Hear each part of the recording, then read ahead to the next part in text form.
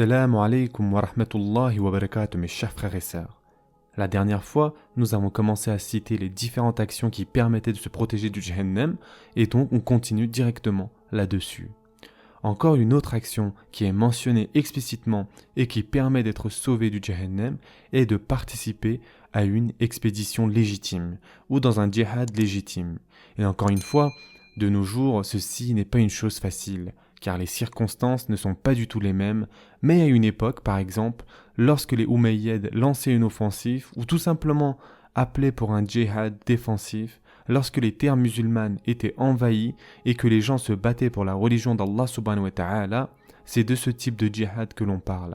Et voilà, faut faire très attention ici mes chers frères et sœurs, ce qu'il se passe aujourd'hui au nom du djihad n'est pas du tout la même chose qu'à l'époque des Umayyads ou tout simplement durant les différents khilafas.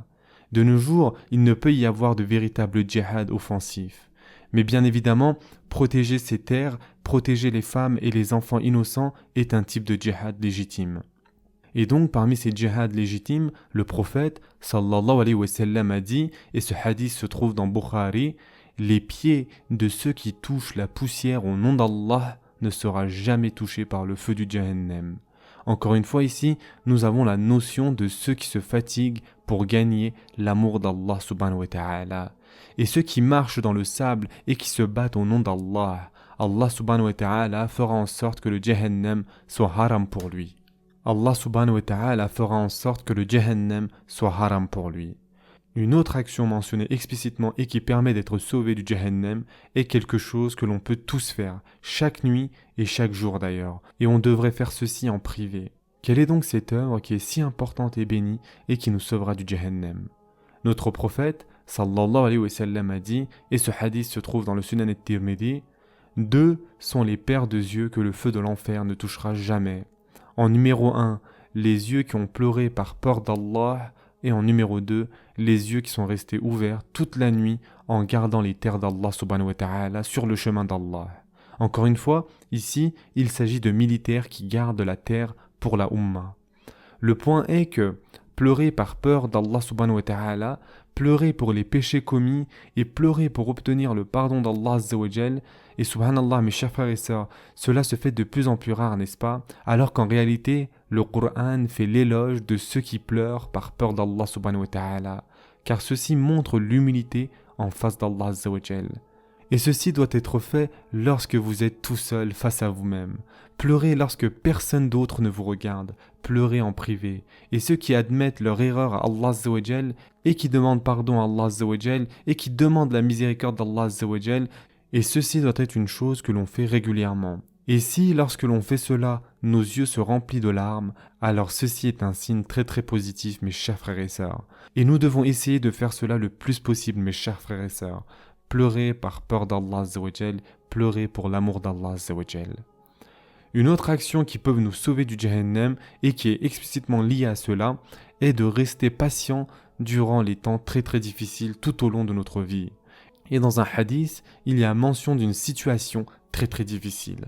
Ce hadith a été rapporté par Abu Huraira, dans lequel le prophète sallallahu alayhi wa sallam a dit « Nulle personne qui a perdu 3 de ses enfants et qui reste patient durant cette épreuve, en aucun cas le feu de l'enfer ne touchera cette personne. » Et certes, lorsque l'on dit cela, vous devez réaliser que de nos jours, la mort d'un enfant se fait de plus en plus rare, et on remercie Allah subhanahu wa ta'ala pour cela. On remercie Allah subhanahu wa ta'ala de nous avoir accordé cela. Mais à cette époque-là, la mort enfantine était quelque chose de très commun. Et d'ailleurs, c'est pour cette raison qu'il y avait beaucoup plus de naissances, car ils s'attendaient à ce que certains d'entre eux meurent avant d'atteindre l'âge adulte. Et concernant le nombre de 3 enfants, comme cité dans le hadith, ce n'était pas non plus quelque chose de très commun, mais ce n'était pas rare pour autant. Donc c'est quelque chose qui arrivait à de nombreuses personnes. Et donc, le prophète, sallallahu alayhi wa sallam, dit que si vous êtes patient durant ce genre d'épreuve, et les oulémas ont dérivé que cela pouvait s'appliquer à chaque épreuve difficile, et d'ailleurs, inch'Allah, nous espérons que cela s'applique de nos jours, que ce hadith s'applique de nos jours, même à ceux qui ont perdu un seul enfant. Car perdre un seul enfant à notre époque est beaucoup plus rare que de perdre 3 enfants à l'époque du prophète sallallahu alayhi wa sallam. et ceci se confirme par les statistiques, le taux de mortalité ne fait que de baisser constamment, n'est-ce pas? Et ceci est l'une des plus grandes réussites de la science qu'Allah subhanahu wa ta'ala nous a offert. Une autre bonne œuvre qui est mentionnée concerne la charité, concerne la sadaqa. Encore une fois, donner en charité pour l'amour d'Allah Azza wa Jal est l'un des moyens les plus importants d'être sauvé du feu de l'enfer.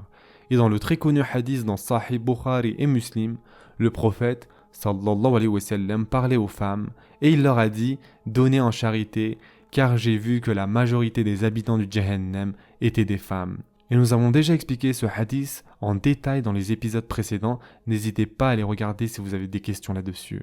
Et le point est que le but de ce hadith n'était pas de dénigrer les femmes. Souvenez-vous, nous avions dit qu'au paradis aussi le nombre de femmes sera supérieur au nombre d'hommes. Ici, le but était de les inciter encore plus à donner en charité.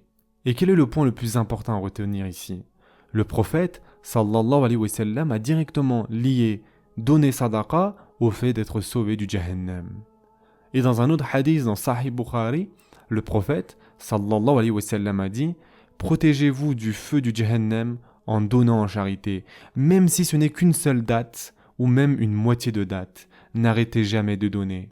Donnez même si c'est en petite quantité pour l'amour d'Allah Azza wa Jal. » Et ensuite, le prophète sallallahu alayhi wa sallam a dit « Et si vous ne trouvez rien à donner, alors dites des mots doux, des mots d'encouragement. » Et donc nous apprenons qu'être gentil, que donner en charité, que d'être généreux est directement lié au fait d'être sauvé du Jahannam.